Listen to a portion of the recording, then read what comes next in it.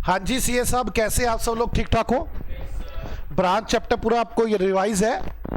याद रखना, मैंने आपसे बार बार एक बात बोली थी, अगर आप पूरा रिवाइज चैप्टर रखोगे तो दिक्कत आएगी नहीं। हाँ, अगर रिवाइज नहीं होगा तो पूरी दिक्कत आएगी। हम लोगों ने प्रैक्टिस शुरू कर दी थी, आ जाओ स्टार्ट करते हैं। आज हम पहले प्रैक्टिस ही करेंगे, अभी तो हम सारी हम स्टार्ट कर रहे हैं। Question number 8, practical question number 8। आओ शुरू करें। Goods worth ₹50,000 sent by HO, but the branch has received till the closing date goods ₹40,000 only. HO ने कितना सामान भेजा बेटे? ब्रांच को कितना मिला? 40,000 का। Give journal entry in the books of HO and branch for goods in transit. Goods in transit की किसकी बुक्स में एंट्री बनेगी? ब्रांच की। HO की बुक्स में तो बनेगी नहीं। HO ने सामान भेजा 50,000 का, ब्रांच को मिला 40,000 का।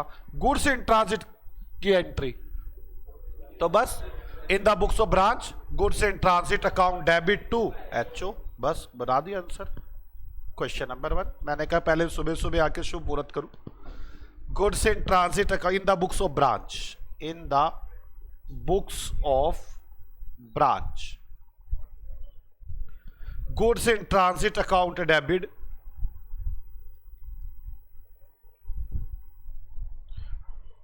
To HO। कितने रुपए बेटे? 10,000। क्या ये मुश्किल है? बोलो। आ जाओ अगला क्वेश्चन देखते हैं। ये कोई क्वेश्चन है क्या? ये तो मजे ले रहे हैं आपके। आ जाओ 9th करते हैं। Alpha having head office in Mumbai and has a branch in Nagpur. Head office कहां पर है? मुंबई में। और ब्रांच कहां पर है? नागपुर में। The branch at Nagpur is an independent branch maintaining separate books of accounts. जो ब्रांच है वो इंडिपेंडेंट ब्रांच है और सेपरेट बुक्स ऑफ अकाउंट्स बनाती है। On 31/3 it was found that goods dispatch by HO for ₹2 lakh was received by branch only 1.5 lakh. HO ने 2 लाख का सामान भेजा और ब्रांच को 1.5 लाख का सामान मिला। The balance of goods are in transit. What is the accounting entry to be pass by the branch for recording the goods in transit in the books? क्या सेम क्वेश्चन है? क्या बनाएंगे? Goods in transit account debit to HO 50,000 रुपए। ये कोई बात हुई? In the books of branch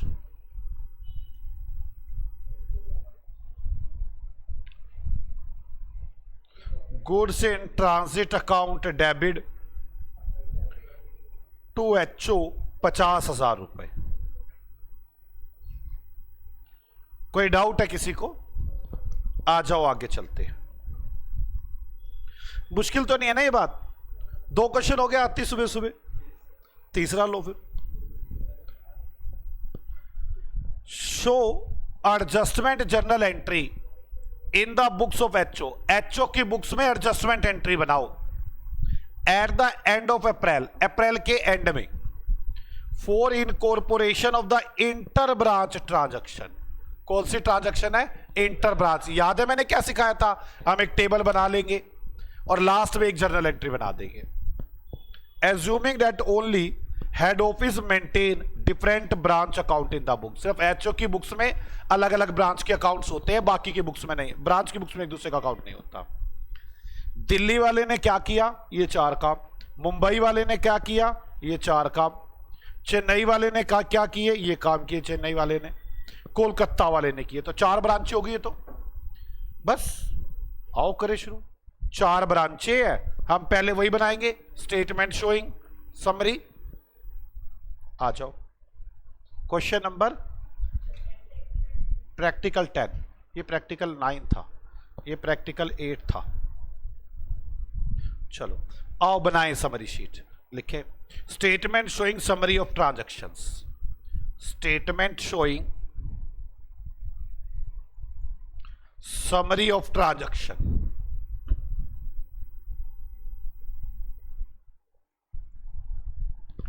आपको समरी दी जा रही है। कितनी ब्रांचें हैं? 4, 1 2 3 और ये 4 ब्रांचें। नाम क्या क्या है इनके? सबसे पहली ब्रांच का नाम Delhi Mumbai, Delhi Mumbai,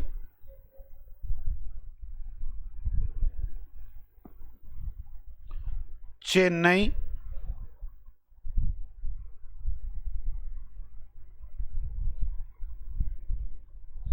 Kolkata.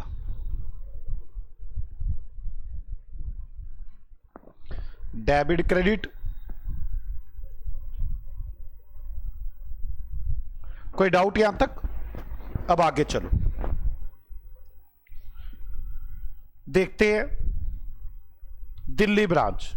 Receive goods from Mumbai, Delhi वाले को सामान मिला मुंबई से, तो आप ये सोचो दिल्ली की एंट्री बनाएगी। दिल्ली ऐसे वैसे कह रही होगी कि दिल्ली के पास एचओ क्या कह रहा होगा? दिल्ली को सामान दिया, क्या कह रहा होगा? दिल्ली अकाउंट डेबिट, नहीं यही कह रहा होगा ना, दिल्ली अकाउंट डेबिट। हाँ तो गुड्स है तो दिल्ली को डेबिट कर रहा होगा ना एचओ, मतलब दिल्ली डेबिट मुंबई क्रेडिट लिखे। पहला Delhi branch, first Mumbai debit. वैसे आपको पूरी लाइन लिखनी है, ये रिसीव फ्रॉम मुंबई लिख ही देता हूं यार। रिसीव्ड गुड्स फ्रॉम मुंबई, तो दिल्ली को डेबिट कर दो और मुंबई को क्रेडिट कर दो। रिसीव 15,000 रुपए फ्रॉम कोलकाता, कोलकाता से भी सामान मिला, रिसीव फ्रॉम कोलकाता।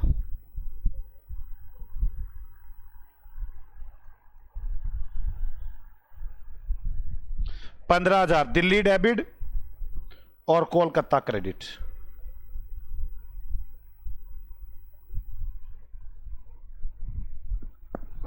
कोई डाउट? बस इस तरह से करते चले जाएंगे एंट्रियां, कौन डेबिट होगा कौन क्रेडिट होगा। पहली एंट्री हो गई, अब दूसरी देखते हैं। ये पहली हो गई, अब दूसरी। Sent goods to Chennai and Kolkata, Chennai को माल भेजा, दिल्ली तो यही कहेगा एचओ को माल भेजा। एचओ क्या कहेगा?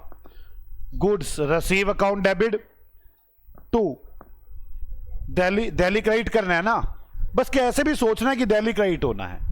एचओ की बुक्स में दिल्ली क्रेडिट होना है, गुड सेंट। दिल्ली क्रेडिट कितने से होना है? 25 से, और चेन्नई डेबिट होना है 25 से, और कोलकाता को 20,000 का सामान भेजा, 20,000 से क्रेडिट दिल्ली, कोलकाता 20,000 से डेबिट। हो गई दो बातें। अब तीसरी बात, समझ में आ रही है बात? अब आगे चलो,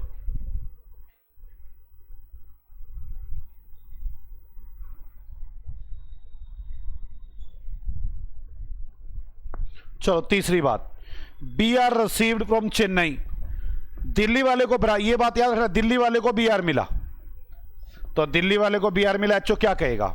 Delhi account debit to B R, Delhi account debit to B R.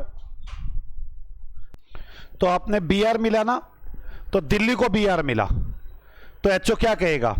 Delhi से पैसे लूंगा, Delhi account debit to B R, तो दिल्ली को डेबिट करना है ना एचओ ने। जैसे मर्जी सोचो, ये आपने सोचना है यार, ठीक है? तो दिल्ली को डेबिट लिखो, B R received, B R receive हुआ, ठीक है ना बच्चों? कितने का बी आर रिसीव हुआ? 20,000 डेबिट, और क्रेडिट किससे रिसीव हुआ? चेन्नई से, चेन्नई से 20,000 क्रेडिट। क्लियर? अब आगे, एक्सेप्टेंस सेंड टू मुंबई, अब बीपी दिया, दिल्ली ने बीपी दिया। आप ऐसे सोच लो, दिल्ली की एंट्री बनाएगा, दिल्ली कहेगा HO account debit to BP, HO ने दिल्ली को क्रेडिट करना है, ऐसे सोच लो, एचओ दिल्ली को क्रेडिट कर देगा, तो चलो एचओ दिल्ली को क्रेडिट करेगा, बीपी एक्सेप्टेड, एचओ ने दिल्ली को क्रेडिट करना है 25 और 10, और डेबिट करना है मुंबई को और कोलकाता को, मुंबई और कोलकाता डेबिट, कोलकाता डेबिट और मुंबई डेबिट।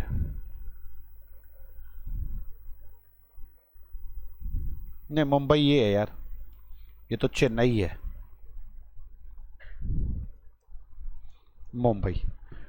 क्लियर? ये तो एक बात हो गई, ए पार्ट हो गया। अब बी पार्ट करते हैं, मुंबई ब्रांच। अब मुंबई ब्रांच बता रही है मैंने क्या क्या किया, अपार्ट फ्रॉम अबव, ऊपर वालों से अलग, receive goods from Kolkata, Mumbai वालों को। अब मुंबई के पॉइंट ऑफ व्यू सोच लो, मुंबई को सामान मिला, मुंबई क्या कहेगी, goods receive account debit to HO, HO को क्रेडिट करेगी, एचओ क्या करेगा मुंबई को डेबिट, तो मुंबई डेबिट होनी है, रिसीव गुड्स। अब मुंबई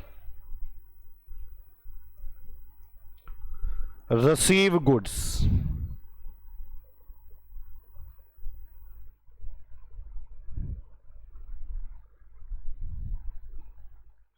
रिसीव गुड कितने कितने रुपए है, 15,000 और 20,000, 15,000 और 20,000। मुंबई डेबिट करना है ना, तो मुंबई तो ये है 15,000 और 20,000। और क्रेडिट किस किस ने होना है, कोलकाता ने और दिल्ली ने। पहली तो दिल्ली है, दिल्ली 20 से, और कोलकाता डेबिट होना है 15 से। समझ में आ गई आपको मेरी बात? बोलो बच्चों, पक्का ना? क्रेडिट होगा ना, ये डेबिट तो ये हुआ है।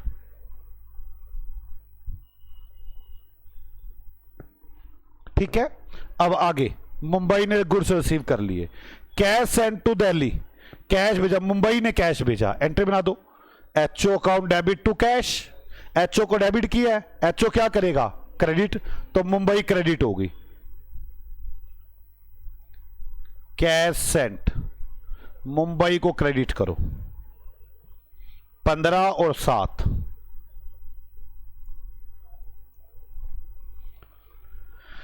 पंद्रह से दिल्ली डेबिट और 7 से कोलकाता डेबिट।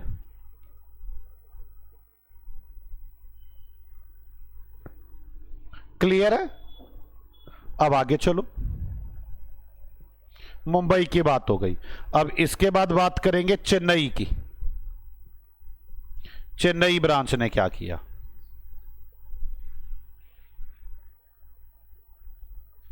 चलो, रिसीव गुड्स फ्रॉम कोलकाता, तो चेन्नई क्या एंट्री बनाएगी, goods receive account debit to HO, HO को क्रेडिट कर रही है ये, तो एचओ क्या करेगा, चेन्नई को क्रेडिट, चेन्नई को डेबिट। बोलो भाई, चेन्नई ब्रांच को गुड्स रिसीव हुआ, तो चेन्नई ब्रांच तो ये एंट्री बनाएगी ना, goods receive account debit to HO, HO को क्या कर रही है क्रेडिट, तो एचओ क्या करेगा चेन्नई को डेबिट, तो Chennai first,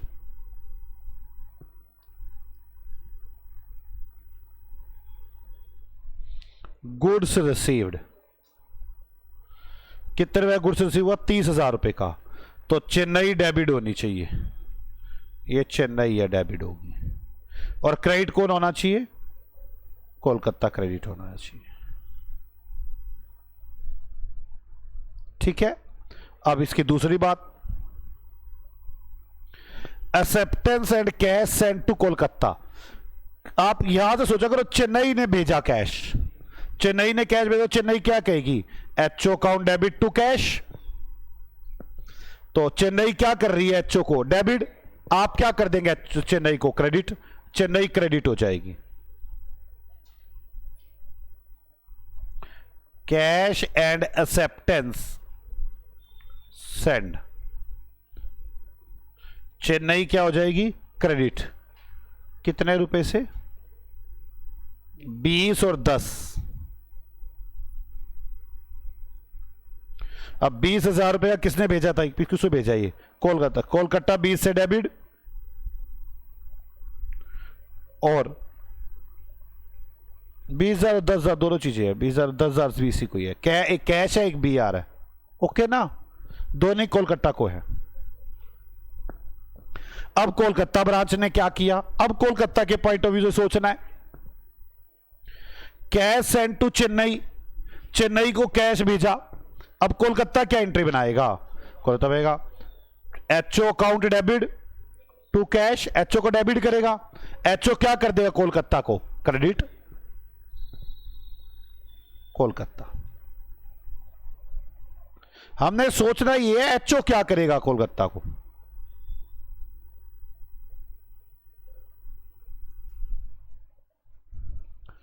cash sent, HO Kolkata cash send to Chennai, तो एचओ कोलकाता को क्रेडिट करेगा 35,000 रुपए से।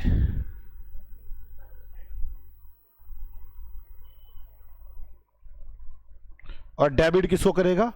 चेन्नई को। यही चेन्नई है। क्लियर है?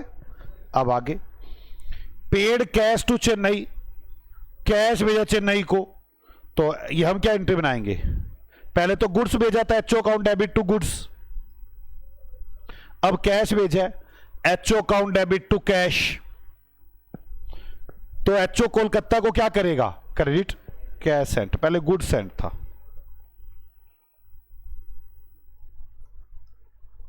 कैश सेंट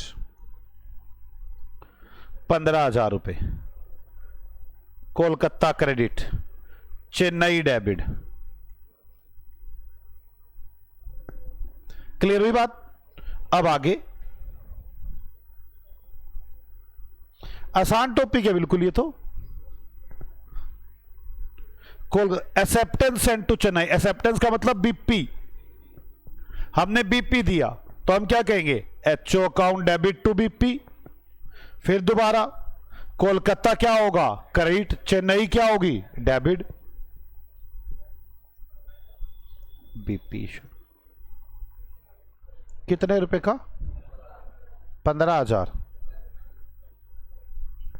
कोलकाता क्रेडिट हो गया, चेन्नई डेबिट होगी। बस अब आप लोग क्या करें? इसका टोटल कर ले। मुझे टोटल बता दो क्या आ गया इसका टोटल।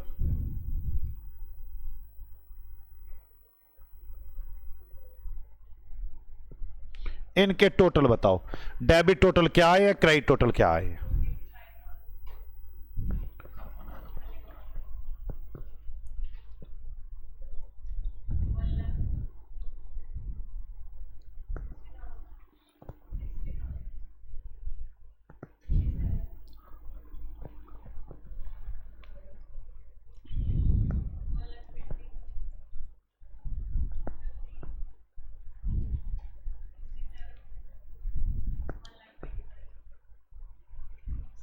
अब देखो, इसका 15,000 क्रेडिट, इसका 3,000 debit, 70,000 debit, 58,000 credit. Okay,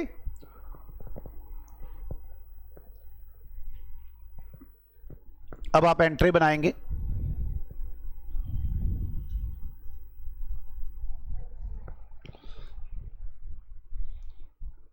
Delhi credit 15,000। Delhi के बाद मुंबई डेबिट, मुंबई डेबिट कितने हजार? 3,000। चेन्नई डेबिट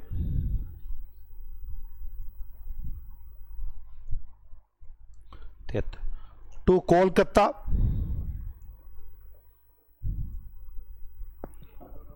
आप चेक कर लो, एंट्री हो गई। इसे बोलते हैं सिंगल जर्नल एंट्री बनाना।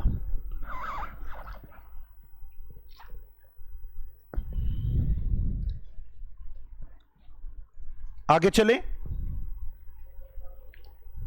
समझ में आ गई बच्चों? आ जाओ 11th क्वेश्चन करते हैं। 11th क्वेश्चन,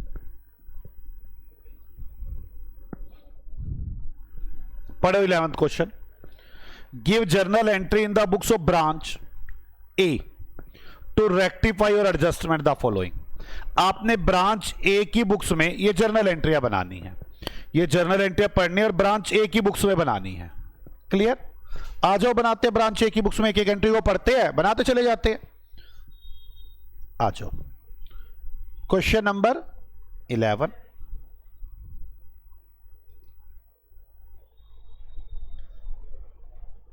चलो, head office expenses 3500 allocate to branch but no recorded in the branch books. पहले बात समझ ले क्या हुआ है। हेड ऑफिस में ना बड़े सारे खर्चे होते हैं। जैसे मान लो मेरा हेड ऑफिस है, हेड ऑफिस में पेट्रोल, हेड ऑफिस क्या करता है, कभी ब्रांच 1 पर जाता है, कभी ब्रांच 2 पर, कभी ब्रांच 3 पर। तो जाने के लिए पेट्रोल तो लगता ही है। ब्रांच के मैंने हेड ऑफिस में 1000 रुपए का पेट्रोल या 900 रुपए का पेट्रोल लगा, 900 रुपए का पेट्रोल लगा ब्रांचों पे चक्कर काटने का। हेड ऑफिस क्या करता है, सब पर बांट देता है, 300 तेरे, 300 तेरे, 300 तेरे, तुम तीनों दोगे मुझे 300 रुपए। इसको बोलते हैं एलोकेट करना। अब देखो, head office expenses 3500, head office में 3500 का खर्चा हुआ। एलोकेट टू ब्रांच, वो ब्रांच पर डालना है, but not recorded in the branch books, पर ब्रांच की बुक्स में रिकॉर्ड नहीं है। जल्दी बताओ ब्रांच की एंट्री बनाएगी। Expenses account debit to HO, क्या समझ में आती है बात? तो expenses account debit to HO.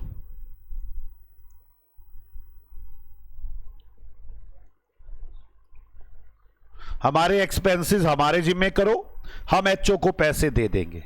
ये खर्चे हमारे खाते में बुक हो गए, ब्रांच के खाते में, इन द बुक्स ऑफ ब्रांच। क्या समझ में आई बात मेरी? चले अगली एंट्री पर।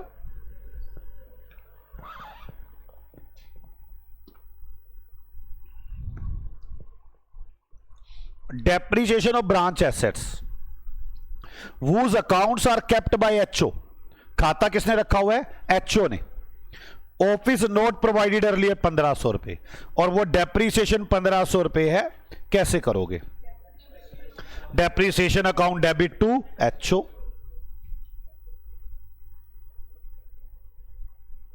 कितने रुपए? 1500 रुपए। आगे चले।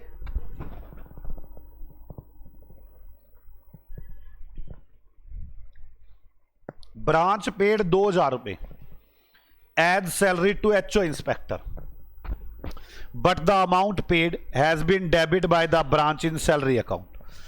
HO का एक इंस्पेक्टर आया था, उसको हमने 2000 रुपए दिए। हमें एंट्री क्या बनानी चाहिए थी? HO account debit to bank.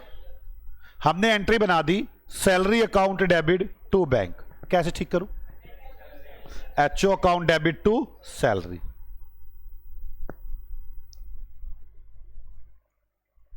कितने रुपए? अब आगे चलते हैं।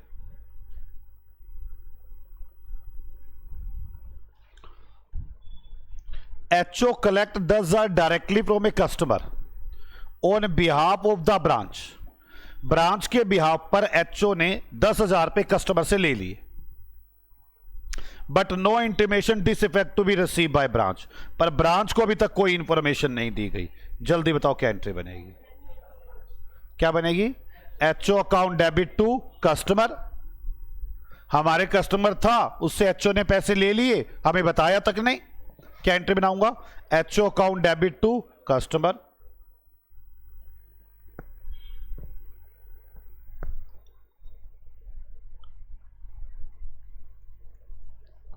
कितने रुपए? या डेटर्स भी कह सकते हो आप। आगे चलो। A remittance of 15,000 sent by branch has not yet been receive by HO। 15,000 रुपए सेंट बाय ब्रांच, ब्रांच ने भेजे थे। Has not been receive by HO, पर HO ने उसे रिसीव नहीं किया अभी तक। एचओ बनाएगा इसकी एंट्री, हम क्यों बनाएंगे? और एचओ क्या बनाएगा? कैश इन ट्रांजिट है, तो ब्रांच तो नहीं बनाएगी इसकी एंट्री, खत्म, नो एंट्री।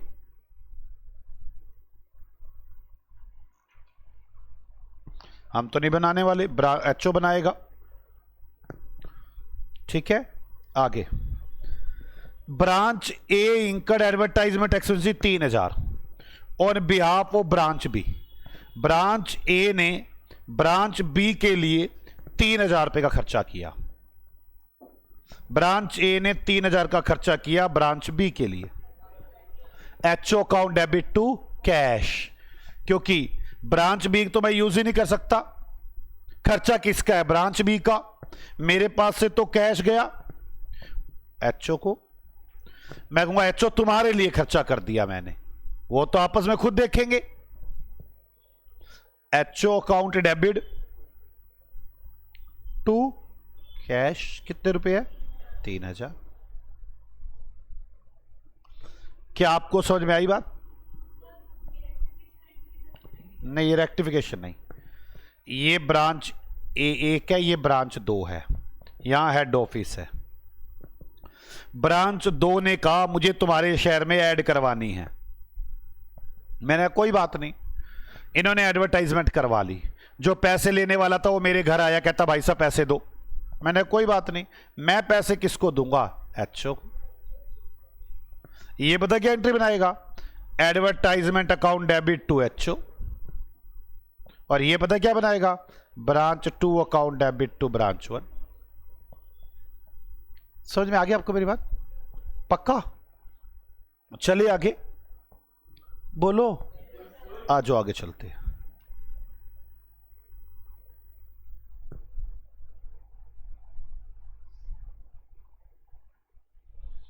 ये तो होगा ही नहीं, ये तो डिपेंडेंट ब्रांच में चला गया।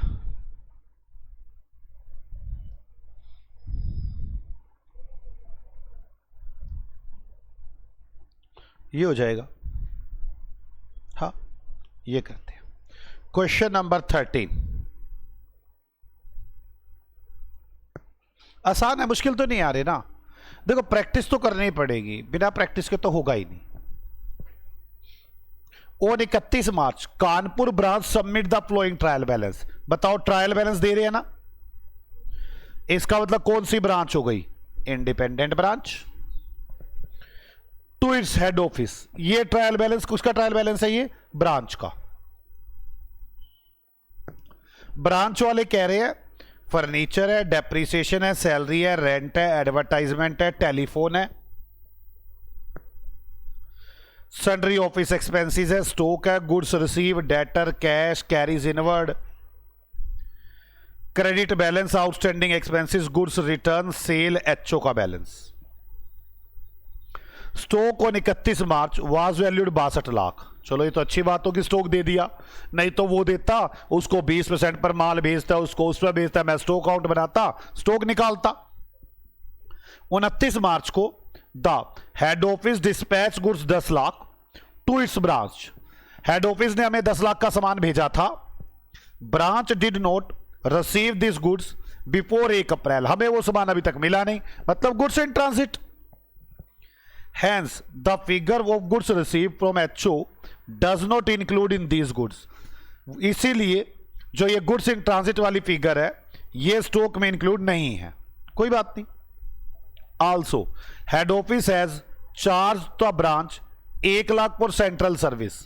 ब्रांच ने 1 लाख रुपए सेंट्रलाइज सर्विस के हमसे लेने हैं, for which branch has not pass entry. और ब्रांच ने उसकी एंट्री भी पास नहीं की। सेंट्रलाइज सर्विस वही एलोकेशन। पक्का? मुझे तो नंदनी का लग रहा है, सो रही है। हाँ ओके है, पक्का ना? चलो, pass journal entry in the books of branch to make the necessary adjustment. मतलब रिकंसिलेशन एंट्रियां बना के दिखाओ। Prepare final account of the branch including balance sheet. Branch का फाइनल अकाउंट बनाओ। Pass journal entry in the books of HO to incorporation the whole trial balance. मैं whole trial balance का meaning समझाऊंगा अभी। आप इनकॉर्पोरेशन एंट्री बनाकर दिखाओ HO की बुक्स में। मेन काम जो जो सॉल्यूशन में मेन में पूछे उसे मेन में बनाओ। मेन में क्या क्या पूछा, पहले तो in the books of branch adjustment entry, ये लो, in the books of branch adjustment entries, यही पूछी है। 2-3 जो भी होगी। इसके बाद क्या पूछा है, फाइनल अकाउंट ऑफ ब्रांच। पहले देख लो कंपनी तो नहीं, अगर कंपनी हुई तो नया फॉर्मेट, नहीं तो पुराना फॉर्मेट। ऐसा तो कुछ बताया ही नहीं, पुराना फॉर्मेट बनाते हैं। ट्रेडिंग एंड P&L अकाउंट, ये क्या बना रहे हैं हम, फाइनल अकाउंट ऑफ ब्रांच।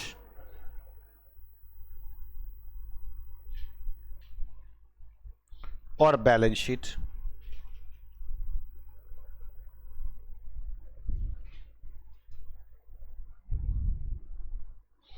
और क्या पूछा मुझसे इन्होंने, थर्ड पार्ट क्या पूछा है, इन the books of HO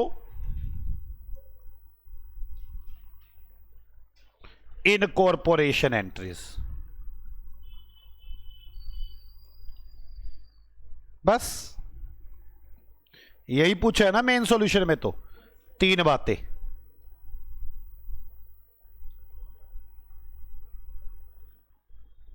clear?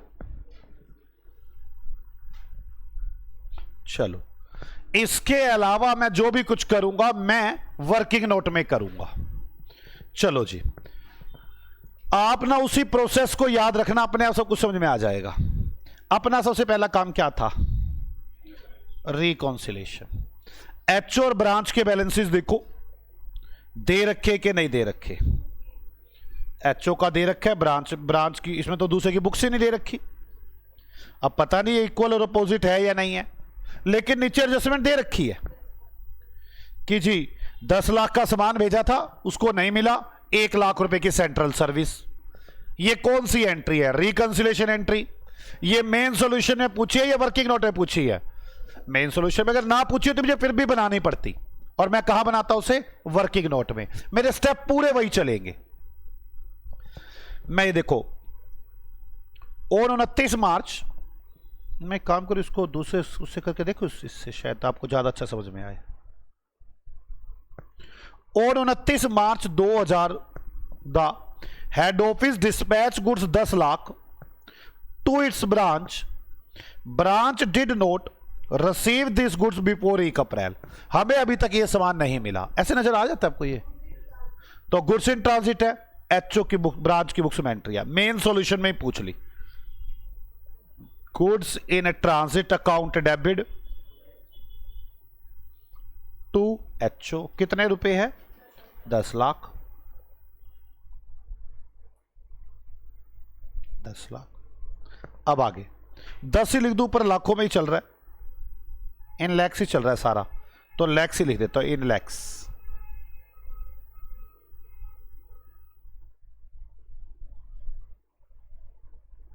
Clear?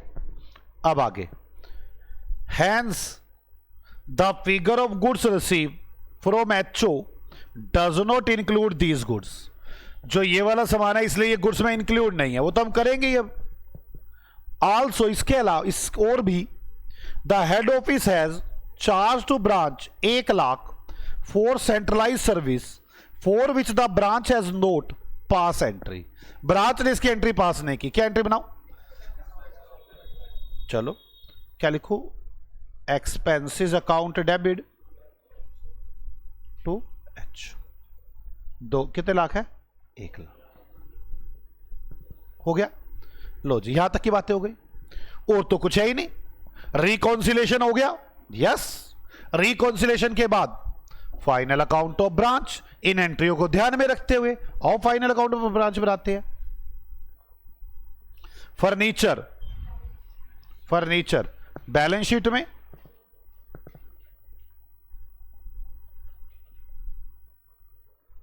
कितने रुपए, 18। Depreciation on furniture P&L account में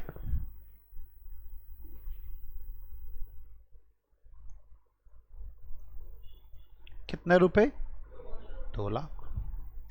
salaries, salaries P and L account में 25 lakh.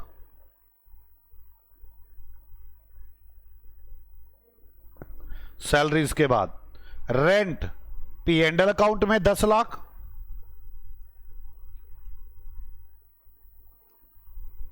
Advertisement P and L account में 6 लाख।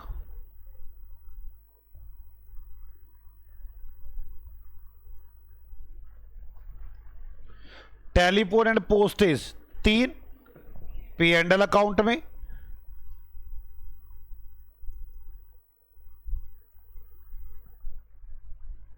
आगे sundry office expenses 1,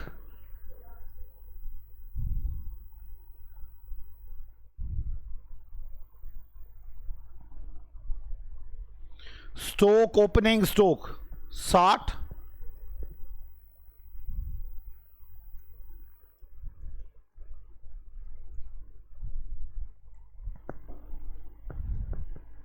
goods receive from HO 288 लिखू क्या?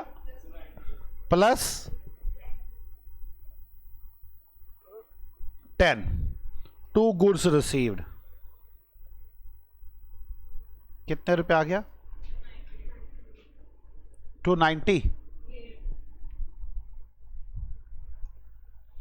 डेटर्स बैलेंस शीट में 20,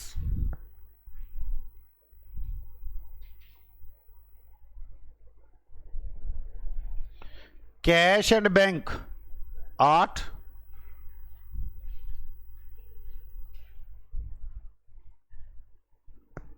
मुश्किल तो नहीं है ना? कैरीज इनवर्ड 7 ट्रेडिंग में,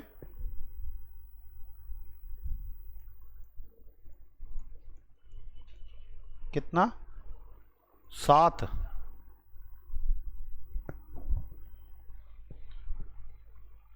अब आगे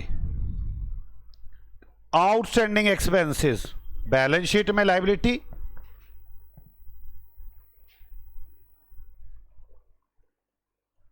कितना है? 3।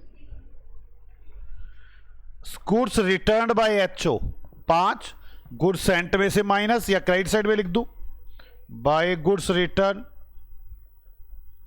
कितना है? 5। सेल्स 360,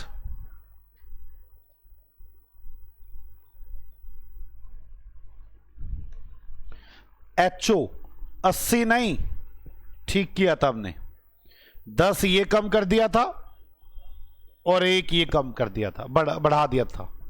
10 ये बढ़ा दिया था, 1 ये बढ़ा दिया था, 11 बढ़ गया, तो 91।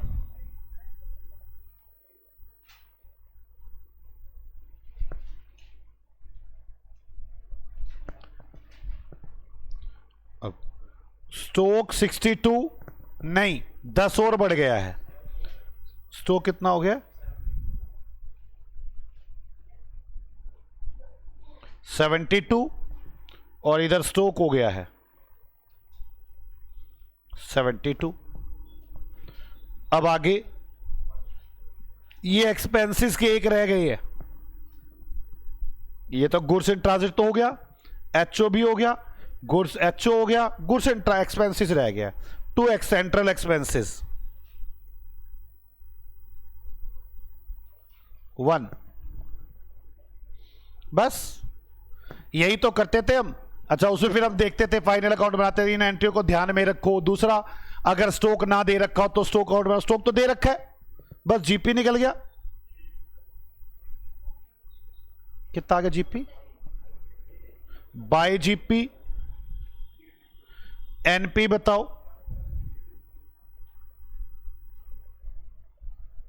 एनपी कितना बचे? 24। एनपी तक पहुंच गए। अब एनपी आने के बाद ये पी एंड बैलेंस शीट में, balance sheet tally, balance sheet tally, जल्दी करो बैलेंस शीट टैली।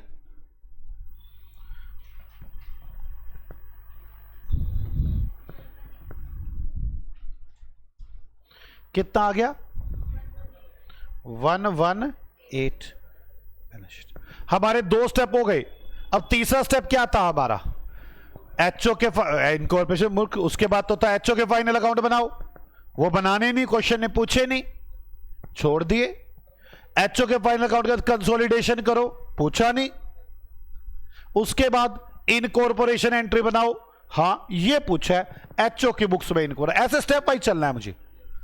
एचओ की बुक्स में इनकॉर्पोरेशन एंट्री बनाओ, तो आयो बनाए। एचओ की बुक्स में फर्नीचर, स्टॉक, डेटर, कैश, सारी चीजें आ गई। एचओ की बुक्स में बनानी है ना। Furniture account debit, stock account debit और debtors account debit, cash account debit. 2 branch 18 72 20 8 118। अब दूसरी लाइबिलिटीज में चले जाओ, आउटस्टैंडिंग एक्सपेंसेस, बस एचओ तो लेना ही नहीं मुझे। Outstanding expenses, branch account debit. 2 outstanding expenses कितने हैं 3। प्रॉफिट को इनकॉर्पोरेट करो, ब्रांच अकाउंट डेबिट।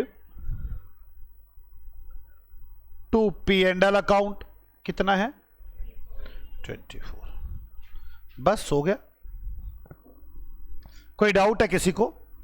कुछ मुश्किल काम है क्या इसके अंदर? कुछ भी मुश्किल हो तो मुझे बताएं।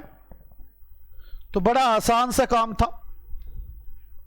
हां, मैं एक बात बताना चाहता हूं, इसकी जगह पर ना एक एंट्री और बन सकती है, मतलब ये ना बनाऊं, उसकी जगह पर बन सकती है। पता कैसे? अगर मैं सारे खर्चे लिख लूं, सारे इनकम लिख लूं, तो अपने प्रॉफिट की एंट्री हो जाएगी या नहीं हो जाएगी? मैं करके दिखाता हूं। देखो, आपको ब्रांच को 24 से डेबिट करना है ना, यही मतलब है, ब्रांच को 24 से डेबिट करना है। एक काम करते हैं, यहां पे सेल कितनी है 360, मैं इसको इनकॉर्पोरेट करता हूं। ब्रांच अकाउंट डेबिट, मैं यहां पे ऐसे करके दिखाता हूं, आप ऐसे मत करो, ऐसे करके दिखाता हूं, यहां पे एंट्री को आपको समझ में आएगी। Branch account debit to sales कितना 360। सारे खर्चे लिख देता हूं। Cost of good sold account debit कितना, कॉस्ट ऑफ गुड सोल्ड, सीधा इसमें से सेल में से जीपी घटा दो, सेल में से जीपी घटा दो, 360 माइनस 72 288। मैंने नेट कर लिया ना, यहां तक के सारे खर्चे आ गए ट्रेडिंग के, सेल में से जीपी घटा दिया, सारे खर्चे आ गए। Cost of good sold,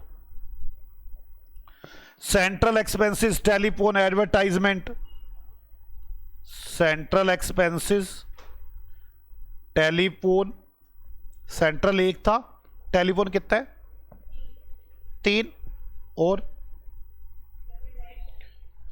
advertisement 6, rent 10। Advertisement कितना था 6, रेंट 10, सैलरीज 25, डेप्रीसिएशन कितना 2,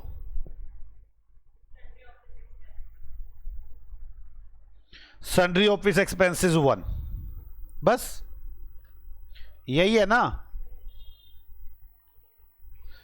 2 ब्रांच करना, टोटल कितना आ रहा है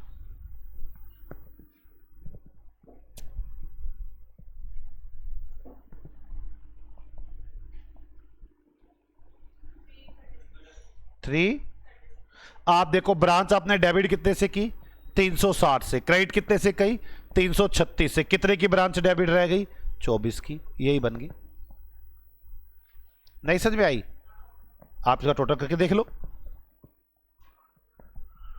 प्रॉफिट सीधा इनकॉर्पोरेट कर दो, मतलब सब कुछ ऐड लेस करके नेट, या इसे ऐसे कर सकते हैं एंट्री को। हम कैसे करना पसंद करेंगे, यही तरीका 24 वाला। लेकिन अगर क्वेश्चन में कह रखा हो होल ट्रायल बैलेंस कन्वर्ट करो, होल ट्रायल बैलेंस, तो आपको यही एंट्री बनानी होगी। मेरी बात समझ में आ गई? वैसे तो हम यही एंट्री बनाएंगे प्रॉफिट को इनकॉर्पोरेट करने की, लेकिन अगर क्वेश्चन में लिखा हो होल ट्रायल बैलेंस इनकॉर्पोरेट करो,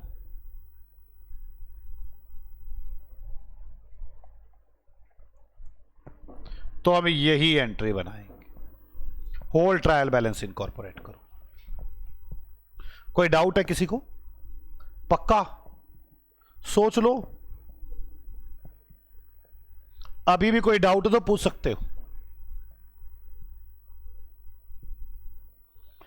मैं थ्योरी में यह बात लिखवाना चाहता हूं आपको। आप पहले नोट कर ले एंट्री को, फिर लिखवाऊंगा थ्योरी में। पहले नोट कर ले।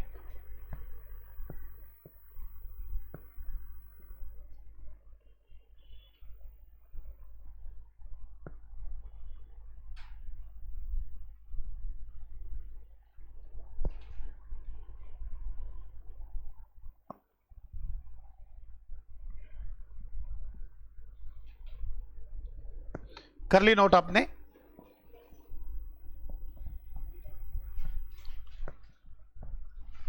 मैंने ना थ्योरी लिखवाई थी आपको ब्रांच की। कहां लिखवाई थी? जहां स्टेप लिखवाए थे फोरन से पहले।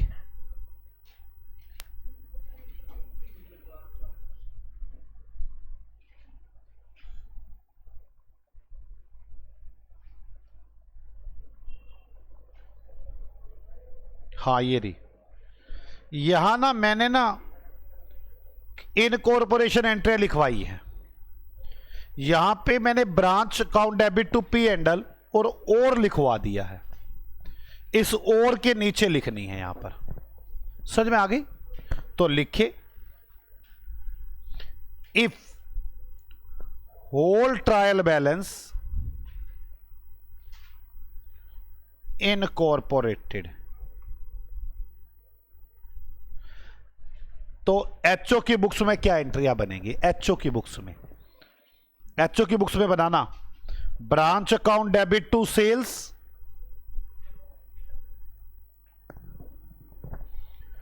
Cost of goods sold account debit, expenses account debit to branch.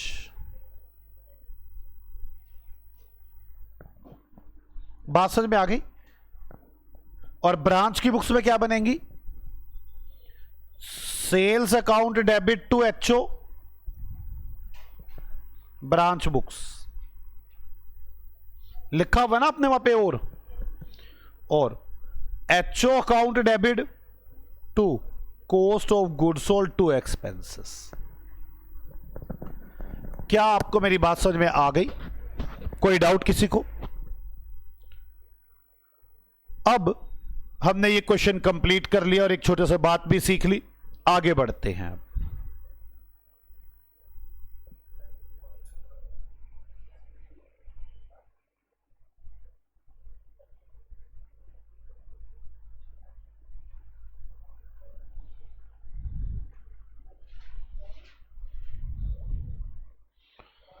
Sixteen question करते हैं।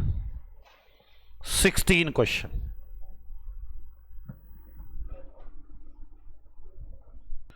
आ जाओ बच्चों, इस क्वेश्चन को करते हैं 16 को। Pass necessary journal entry in the books of an independent branch of a business entity to rectify और adjust the following. Pass journal entry in the books of independent branch. आपको ब्रांच की books में journal एंट्रियां pass करनी है। एक एक entry को पढ़ते हैं और ठीक करते चले जाते हैं। वैसे एंट्रियां बनानी है ब्रांच की बुक्स में। आ जाओ क्वेश्चन नंबर 16।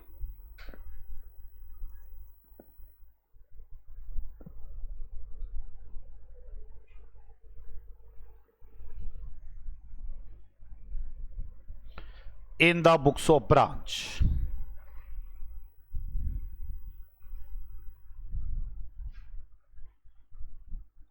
ब्रांच की बुक्स में income of 2800 allocated to branch.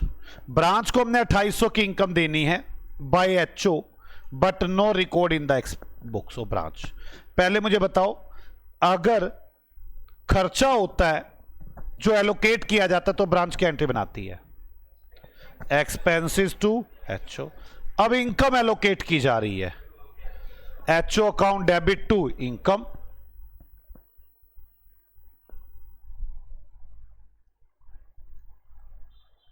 कितने रुपए बच्चों? 2800।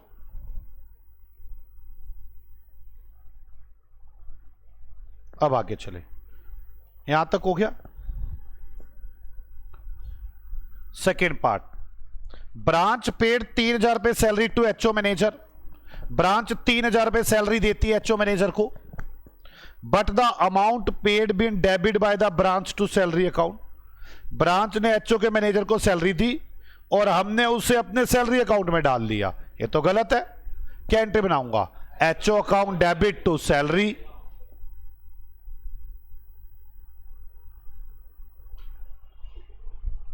कितने रुपए बच्चों? 3000। अब आगे चलो, branch incur travelling expenses on behalf of other branch, this was not recorded in the books of branch. हमने ट्रैवलिंग एक्सपेंसेस किए दूसरी ब्रांच के लिए, बताओ क्या एंट्री बनेगी? गलत, एक्सपेंसेस तो मेरे ये है ही नहीं। HO account debit to bank, मैंने एचओ के लिए खर्चा कर दिया, ट्रैवलिंग एचओ करेगा। HO account debit to bank, कितने रुपए? 5000। आप मेरी एक बात समझ ले, घर पे कई बार प्रैक्टिस करें इन क्वेश्चनों की, कई बार। Fourth, a remittance of ₹1.5 lakh sent by branch not has not receive by HO. एक 1.5 लाख रुपए की रेमिटेंस सेंट बाय ब्रांच, जो ब्रांच ने भेजी एचओ को on the date of reconciliation of account. 15,000 रुपए जो ब्रांच ने भेजे थे वो रिसीव नहीं किए एचओ ने। कौन बनाएगा इसकी एंट्री? एचओ, तो नो एंट्री।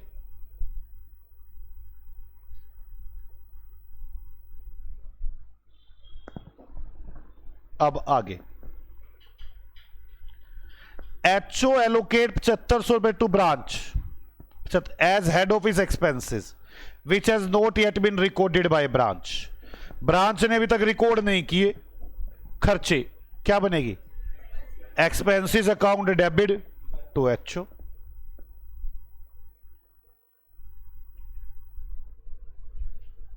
कितने रुपए है?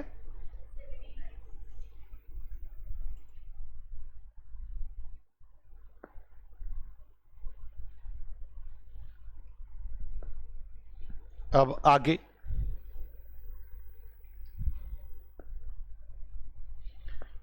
एचओ ऑफिस कलेक्ट 30,000 रुपए directly from branch customer. The intimation of the fact has been receive by the branch only now, not recorded till now.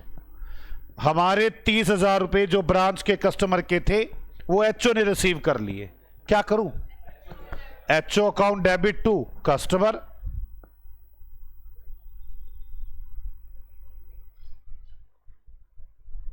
कितने रुपए है? 30,000 रुपए।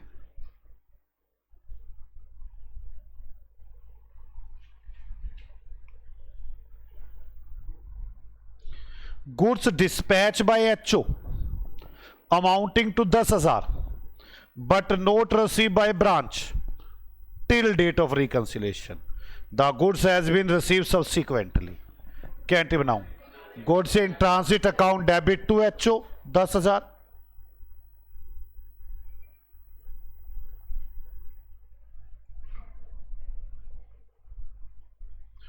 10,000 रुपए। कोई डाउट है? लो बच्चों, यहां तक हो गया मेरे पास। क्वेश्चन हो गया, कोई दिक्कत है क्या? पक्का?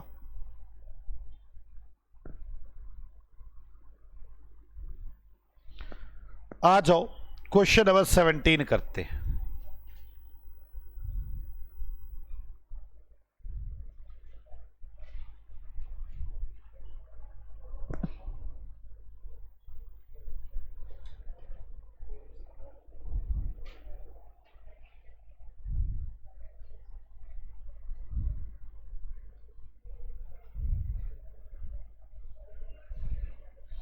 यही करूं, कौन सा करूं? बच्चों आज जो आप इलिस्ट 17 करते हैं, आप इलिस्ट्रेशन 17 करते हैं, अभी पहले इलिस्ट 17 करते वो नहीं करते। Message Karin has head office at New York. ध्यान से, इसमें एक छोटी सी प्रॉब्लम है, हेड ऑफिस है न्यूयॉर्क में, मतलब आज समझे मेरे पास हेड ऑफिस डॉलर्स में है और मेरी branch at Mumbai, branch rupees में है। अब मुझे रुपीस को डॉलर्स में कन्वर्ट करना पड़ेगा। अब सारा काम डॉलर्स में होगा। Mumbai branch is an integral foreign operation, यह समझ में आ गया? इंटीग्रल फॉरेन ऑपरेशन, हीफो ना भी कहता मैं हीफो ही एज्यूम करता। Mumbai branch furnish you with the trial balance as on 31 March and additional information. ये मुंबई ब्रांच का रुपी में ट्रायल बैलेंस है। अब तो मुझे रुपी डॉलर्स में कन्वर्ट करने पड़ेंगे। करना कुछ नहीं होता, जहां मल्टीप्लाई करे थे वहां डिवाइड हो जाएगा। ये पूरा ट्रायल बैलेंस दे रखा है। Computer were acquired from a remittance of 6000 receive from the New York head office and paid to the supplier. हमने जो कंप्यूटर खरीदा वो कंप्यूटर के लिए $6000 आए थे यूएसए से, उनका खरीदा हमने। Depreciation on computer 60%। आपको पता है ना फिक्स एसेट्स को कौन से रेट्स पे कन्वर्ट करते हैं? जो उस दिन का परचेज रेट होता है। तो वो बता रहा है, कह रहा $6000 का खरीदा था हमने। अगले ने बता दिया साफ साफ। Unsold stock of Mumbai branch, Mumbai branch में इतने रुपए का सामान बिना बिका पड़ा है। और द रेट ऑफ एक्सचेंज में भी ये रेट ऑफ एक्सचेंज है। 1/4 को 40 का रेट था, लास्ट में 42 का रेट था, एवरेज रेट 41 का था। Convert into dollar shall be made up to 2 decimal, 2 decimal accuracy, 2 decimal तक लेकर आना है आपको। You are asked to prepare the US dollar, the revenue statement for the year ended 31 March and the balance sheet at Mumbai branch as would appear in the books of New York head office of Carlin and Company। मतलब मुझे एक तो US dollar में revenue statement बनानी है, मतलब P&L account बनाना है, balance sheet बनानी है। You are informed that Mumbai branch account showed a debit इतने रुपए on इतनी डेट इन न्यूयॉर्क बुक्स। कह रहे मुंबई ब्रांच बता रही है, हेड ऑफिस बता रहा है कि मुंबई ब्रांच से हमने इतने डॉलर लेने हैं 31/3 को। रिकॉन्सिलेशन के लिए कोई आइटम पेंडिंग नहीं है। कोई बात नहीं। अब फिर वही वाली बात, आप जाते हो घबरा। मुझे आप ये बताओ, अगले ने मेन सॉल्यूशन में पूछा क्या है? सबसे पहले तो जो मेन सॉल्यूशन ने पूछा वो देखो। You are asked to prepare US dollars the revenue statement for the year ended 31 March and the balance sheet as on the date of Mumbai branch as would appear in the books of New York head office. मुझे branch की final account बनाने हैं, यही तो पूछा है। आ जाओ branch के final account. Question number, illustration number 7। मुझसे जो पूछा गया मैं बताता हूं। स्टेटमेंट ऑफ P&L अकाउंट नए फॉर्मेट में बनाएंगे।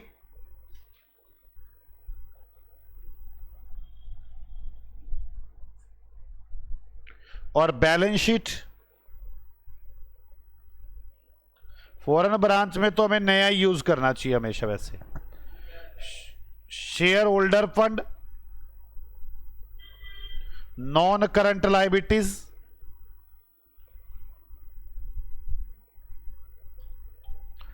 करंट लायबिलिटीज,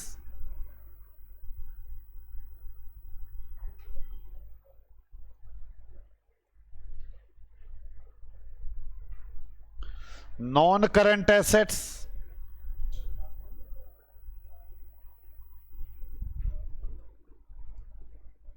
और करंट एसेट्स।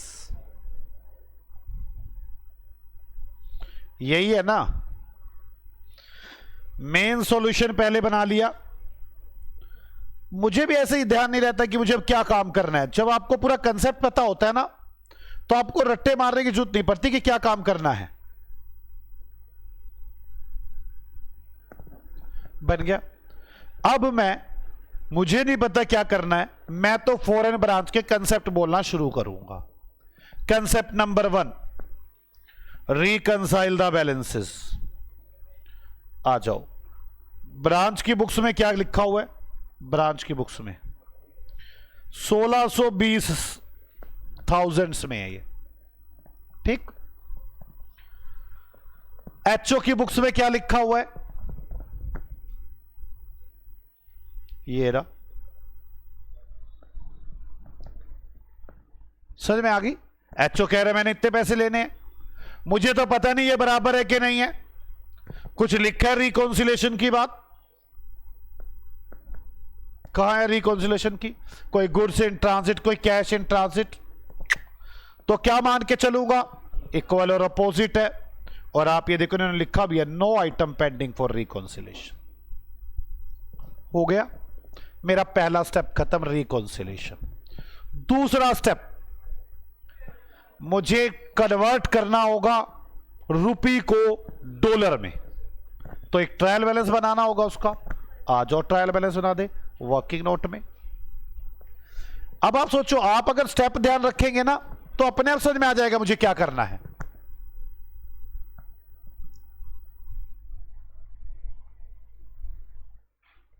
रुपीस रेट और डॉलर्स,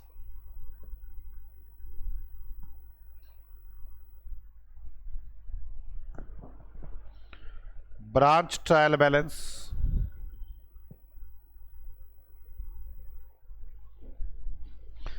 और मैंने कहा था इस ट्रायल बैलेंस में सारी एडजस्टमेंट कर लेना, देख लेंगे कोई एडजस्टमेंट ना हो। पहले स्टॉक 300,000,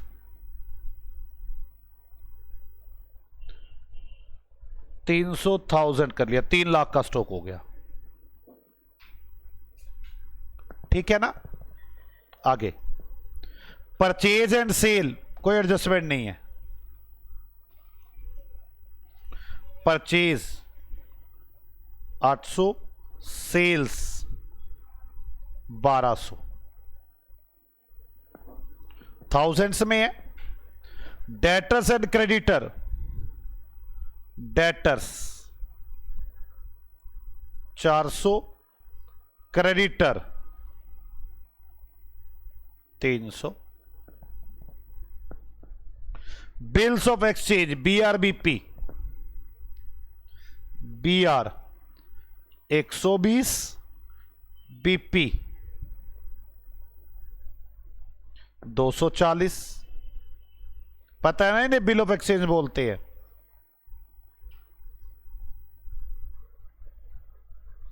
अब आगे चलो, wages and salary 560,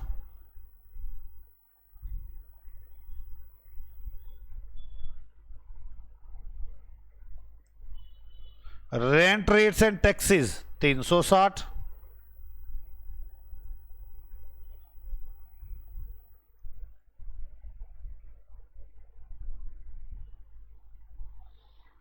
sundry charges 160,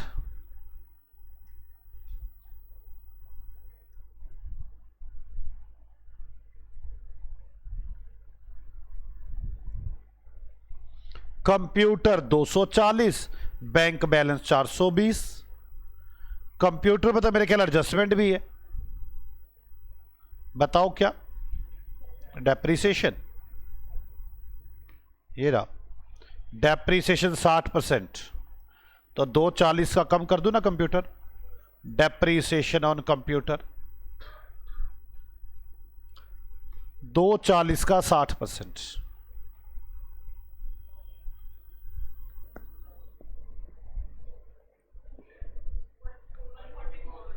144, 1,40,000 तो यही हो गया, और 240 का 40%।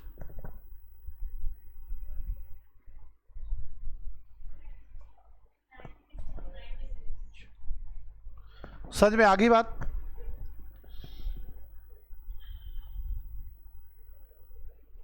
न्यूयॉर्क ऑफिस 16 नहीं का कंप्यूटर का बैंक बैलेंस 420,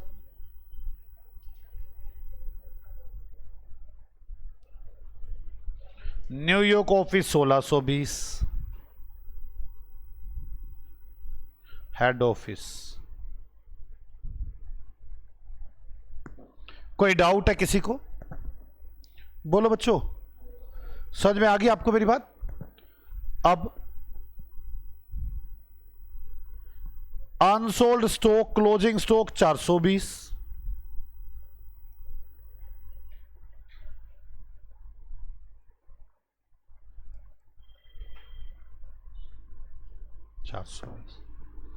क्लियर बच्चों? अब आराम से मेरी बात को समझो आप। ये तो मैंने बना दिया, अब मुझे रेट में कन्वर्ट करना है। याद है ना, यही तो स्टेप चल रहा था, रेट में करना। ओपनिंग स्टॉक कौन से रेट से? ओपनिंग रेट से 40 का रेट 1/40, अब डिवाइड हो जाएगा, डॉलर निकल आएंगे। परचेज कौन से रेट से? एवरेज रेट से 41, 1/41। सेल कौन से रेट से? एवरेज रेट से। डेटर कौन से रेट से? क्लोजिंग रेट से 42। क्रेडिटर कौन से रेट से? क्लोजिंग रेट से। BR closing rate, BP closing rate, salary average rate, average rate. खर्चे सभी एवरेज रेट से। Rent average rate, charges average rate, computer वो नहीं परचेज वाला रेट। तो कह रहे हैं $6000 में खरीदा था। आप समझो यहां गलती करेंगे बच्चे। आप देख लो उस टाइम डॉलर का रेट क्या था, 240 रुपए का कंप्यूटर था और $6000 में खरीदा था। उस टाइम डॉलर का रेट क्या था? 40 रुपए। मेरी बात समझ में आ गई? जिस दिन खरीदा था कंप्यूटर उस दिन क्या रेट था? 40 रुपए। तो 1/40, उसका डेप्रिसिएशन भी 1/40। मेरी बात समझ में आ गई है? Bank balance closing rate, head office HO का बैलेंस बुक्स ऑफ एचओ, हाँ या ना? तो चलो बुक्स ऑफ एचओ में तो दे भी रखा था, कितना था देखना, 39609 39,609.18 हो गया। अब आप लोग जल्दी से जल्दी मुझे ये डिवाइड कर करके रेट बता दे और 2 डेसिमल तक बताने हैं। क्वेश्चन में साफ लिखा है कि 2 डेसिमल तक बताने हैं, 2 डेसिमल तक बताने हैं।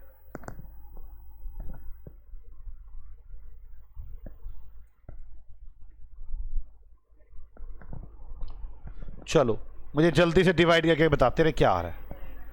पहला 7500, 195.19, आगे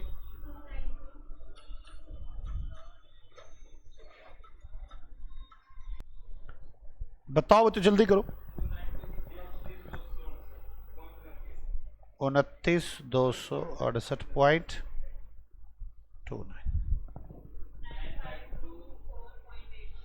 952,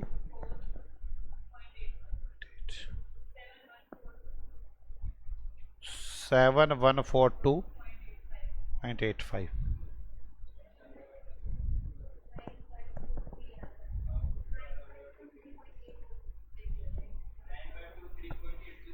9581,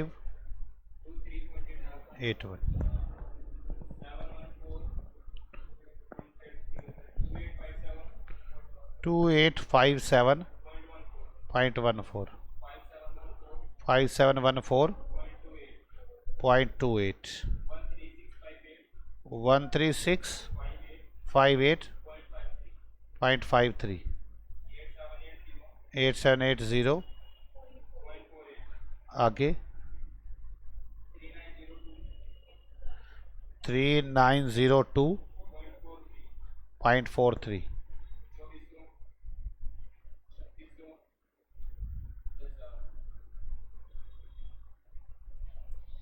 अब देखो एक्सचेंज डिफरेंस कितना आता है, और इसको भी डिवाइड कर दो 1/42 से।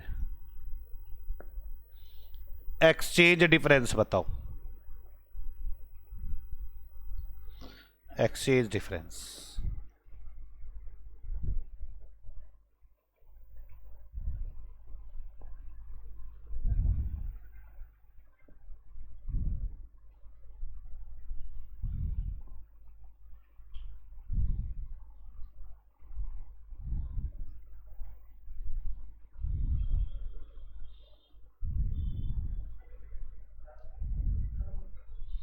$75, बस पूरा 75 आ रहा है।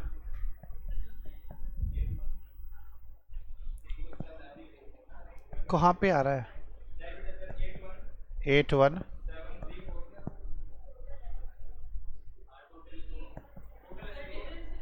डिफरेंस बोलो।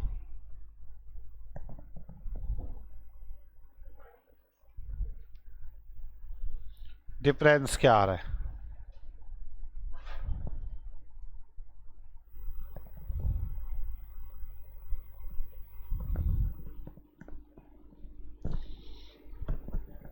कितना? 0.02, तो कोई डिफरेंस ही नहीं आ रहा। ये तो मैं कहीं एडजस्ट कर दूंगा तेरे डिफरेंस को तो।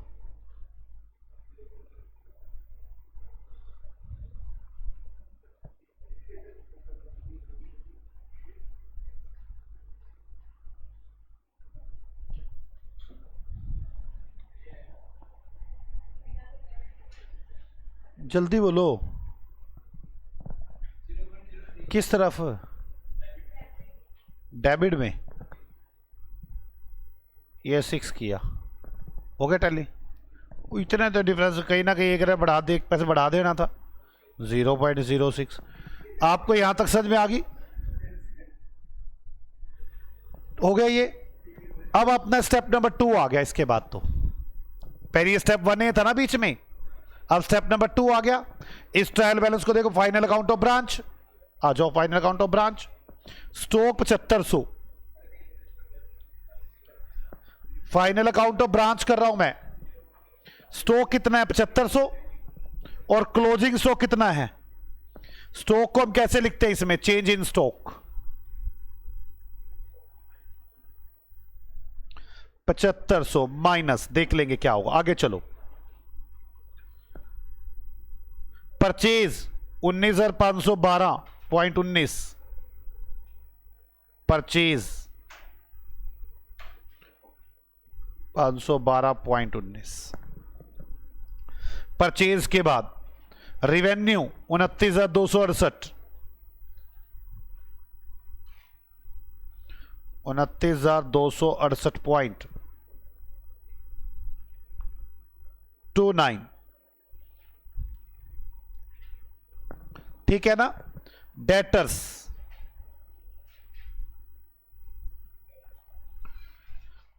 पहचान, डेटर्स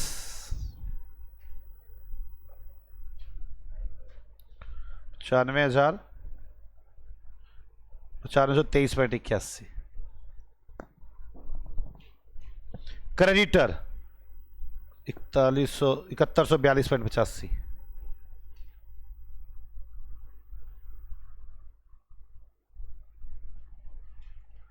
पॉइंट कितना है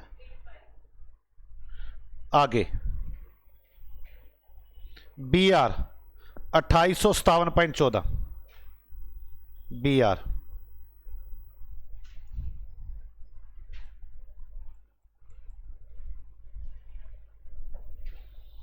बीपी बोलना कितना? बीपी बीपी के बाद वेजेस रेंट,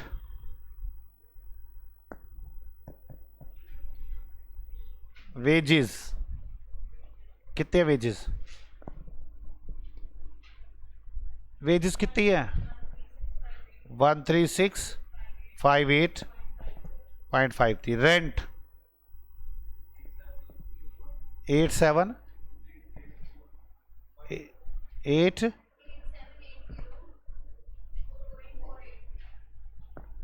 आगे चले।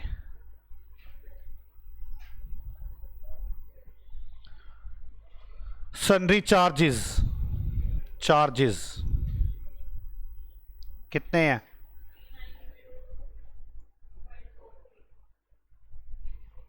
4 6 कर दिया था मेरे ख्याल। हाँ 6 कर दिया था। आगे कंप्यूटर 2400, तो नॉन करंट एसेट्स में पीपीई कंप्यूटर 2400। डेप्रीसिएशन 3600,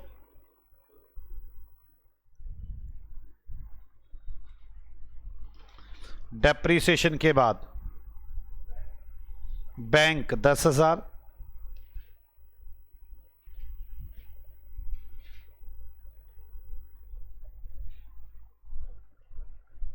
एचओ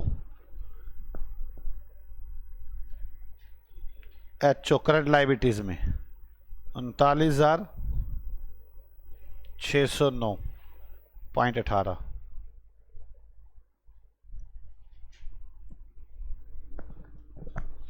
आगे एक्सचेंज डिफरेंस, तो क्लोजिंग स्टॉक 10,000,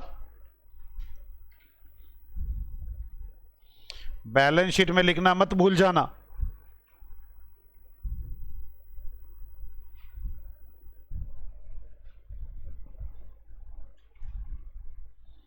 और देखो कुछ है ना, बस खत्म। बात समझ में आ गई ना?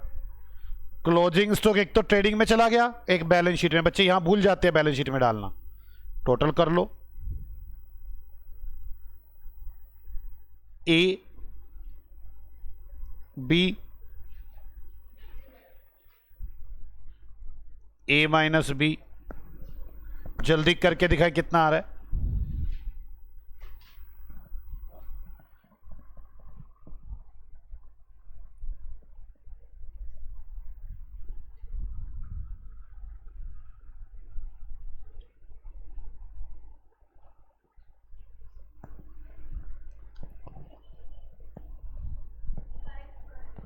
फाइव 1,953.66। प्रॉफिट 22,685.37। प्रॉफिट को लिखे रिजर्व एंड सरप्लस में,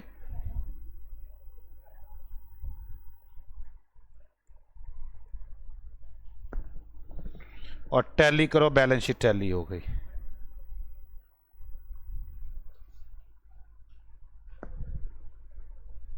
टोटल बैलेंस शीट टैली करें।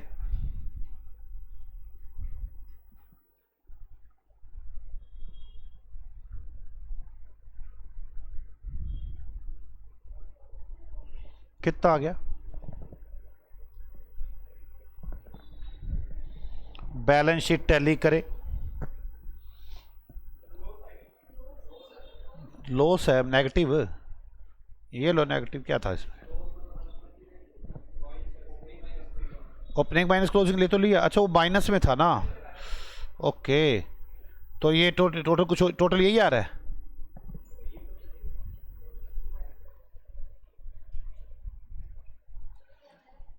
बताओ कितना आ गया टोटल? जल्दी बताएं।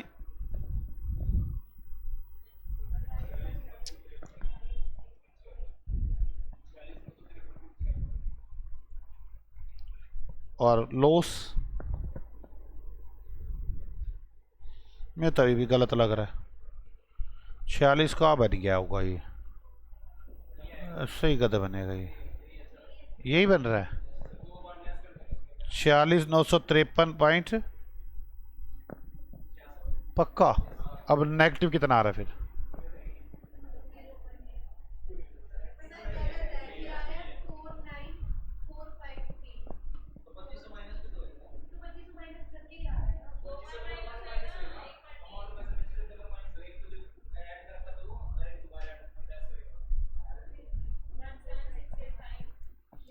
17685 यही है।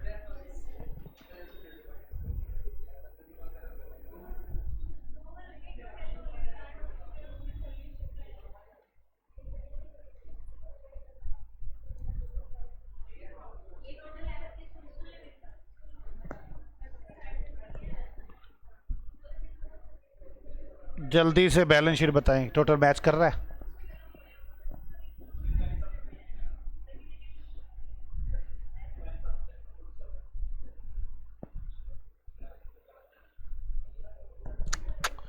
बैलेंस शीट टैली हो रही है।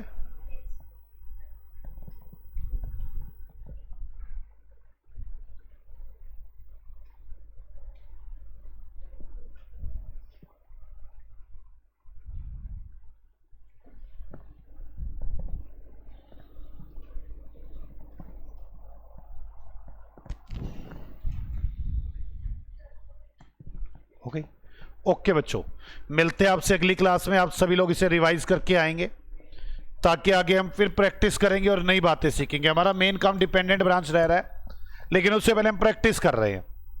ओके बच्चों, बाय बाय, मिलते हैं आपसे अगली क्लास में।